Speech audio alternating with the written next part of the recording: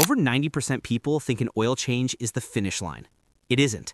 It's the first minute of a brand new test. And that minute decides whether your engine cruises to 300k miles or coughs, bangs, and dies at 60k. In this video, I'm going to walk you through the 10 post-oil change rituals pros never skip. Do them every time. They take minutes, they save thousands. Ready? Let's go. Number 10. Inspect the drain plug and crush washer like your engine's life depends on it. Because it does. That little aluminum or copper washer is intended to deform once. Reuse it and you're gambling with a leak. Look at the threads for metal dust or slurry. That's early failure. Replace the washer. If the plug is chewed or rounded, replace the plug. Tighten by hand, then torque to spec.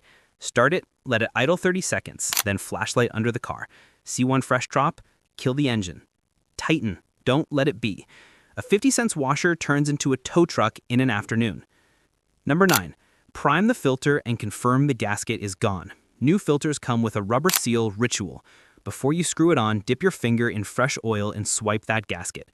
It sits perfectly, won't grab or fold. When you remove the old filter, check the groove. One gasket only. Twice gasket blowouts are a real thing. Oil everywhere, smoke, panic. Hand tighten the filter. No wrench crush. If the gasket tears, you'll know why your hood was smoking 20 minutes later. Number 8. The 30-second startup rule. Do not rev. Do not stop. Turn the key, let it idle for 30 seconds. The oil pump is drawing, passages are filling, bearings are getting their first drink. Walk around the car, listen for ticks, smell for burning and check underneath. After 30 seconds, shut it down and check the dipstick. Filters hold about half a quart, top if it's low. That short pause prevents microscopic scoring that becomes a $2,000 bill later. Number 7. Inspect the PCV system. It's tiny and it runs your engine's breathing. Pull the PCV, give it a shake. Rattle equals good. Sticky or silent equals replace.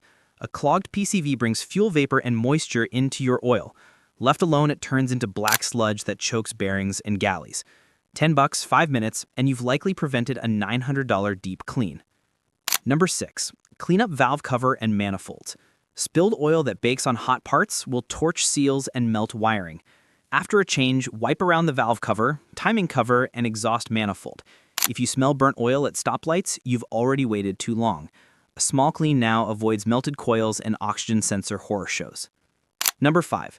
Reset the oil life monitor and keep a real log. Hit reset, yes, but also write the mileage and date down. Take a quick photo of the dipstick after a few hundred miles. Dash counters lie. They don't sense contamination or fuel dilution. Your notes do. They'll tell you if oil darkens fast, if levels drop, or if someone at the quick loop skipped a step. This is proof of care for buyers and your future self. Number 4. Use the right oil for how you drive, not just what the manual says. Short city hops? You need an oil that fights condensation and fuel dilution. Towing or highway? You want full synthetic that resists thermal breakdown. Turbocharged or older high-mileage engines?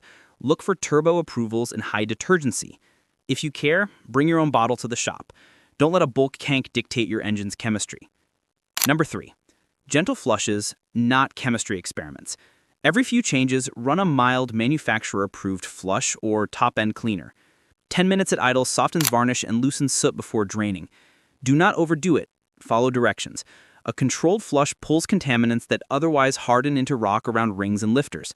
That simple habit keeps compression healthy and throttle crisp. Number 2. Check the level twice.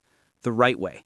Fill to the mark, start and idle 30 seconds, shut off, wait 5 minutes, then check again. That second reading is the truth. Oil needs time to fill the filter, the galleries, the head. First read is post-refill illusion. Second read is reality. Too low, bearings starve. Too high, aeration, bubbles, loss of pressure. Tip, make your own true full mark on the dipstick after a proper settled reading. Number 1. Finish with a gentle 10-minute drive. Not a rev, not a race, a calm run that raises temp and circulates oil everywhere. That drive seats seals, evens temperature, and moves microscopic debris out of hiding so the next drain pulls it away. After the drive, cool, then check again for leaks and final level. Engines don't protect until oil moves. This 10-minute habit is the difference between an engine that ages gracefully and one that slowly cooks itself. A few real warnings before we wrap up. Don't be proud of shortcuts. Reused washers, dry gaskets, a single hasty dipstick glance, those small choices compound. I've seen spotless service records ruined by 1 minute of carelessness. I've also seen engines that look like they've been babied because the owner did these 10 tiny rituals every time. If you got even one thing from this, do 2 quick things for me. Like the video so others don't learn the hard way, and subscribe. I post weekly no BS maintenance that saves money and time. Drop a comment. What's the dumbest oil change mistake you've seen?